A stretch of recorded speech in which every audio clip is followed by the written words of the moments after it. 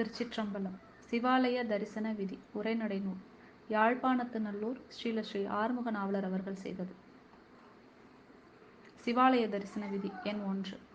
அநாதி முத்த சித்துருவாகிய முதற்கடவுள் சிவபெருமானே என்று துணிந்து அவர் அருளிச் செய்த வேதாகமங்களிலே விதித்தபடி தங்கள் வருணத்துக்கும் ஆச்சிரமத்துக்கும் ஏற்ப அவரை மெய்யன்போடு வழிபடுவோர் சைவ சமயிகள் என்று சொல்லப்படுவர். எண் 2. கருணாநிதியாகிய சிவபெருமான் புறத்தே திருக்கோயிலில் இருக்கும் சிவலிங்கம் முதலிய திருமேனியும் தமது மெய்யடியாருடைய திருவேடமும் ஆதாரமாக கொண்டு நின்றும் அகத்தே உயிரிடமாக கொண்டு நின்றும் இங்குள்ளார் செய்யும் வழிபாட்டை கொண்டு அருளுவர்.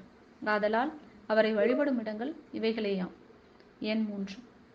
சிவ திரவியம் கவராமை, கொல்லாமை, புலால் உண்ணாமை, கள்ளாமை, கள்ளுண்ணாமை, பிறர் மனை நயவாமை, வரைவின் மகளிர் நயவாமை, இரக்கம், வாய்மை, பொறை, அடக்கம், கொடை, தாய் தந்தை முதலிய பெரியோரை வழிபடுதல் முதலிய நன்மைகள் இவ்வழிபாட்டுக்கு அங்கங்களாம்.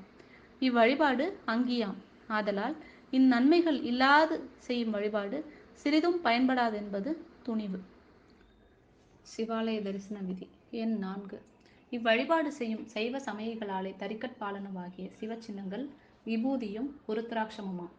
இவைகளை தரியாது செய்யும் சிவபுண்ணியங்கள் சிறிதும் பயன்படாவாம். இதற்கு பிரமாணமாக சில பாடல்கள் தரப்பட்டுள்ளன.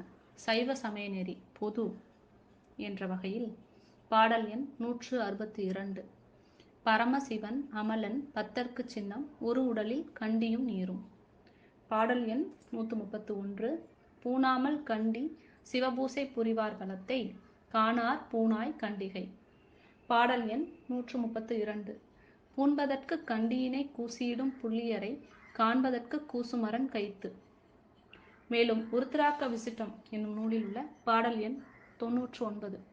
பூணாமல் கண்டியினை பூசை புரிவார் பலத்தை காணார் எனவே களருமறை நாணாதே பூண்டு சிவபூசை புரிவார் புகுந்து மேற்புறத்து காண்டிருப்பர் ஈசன் கழல்.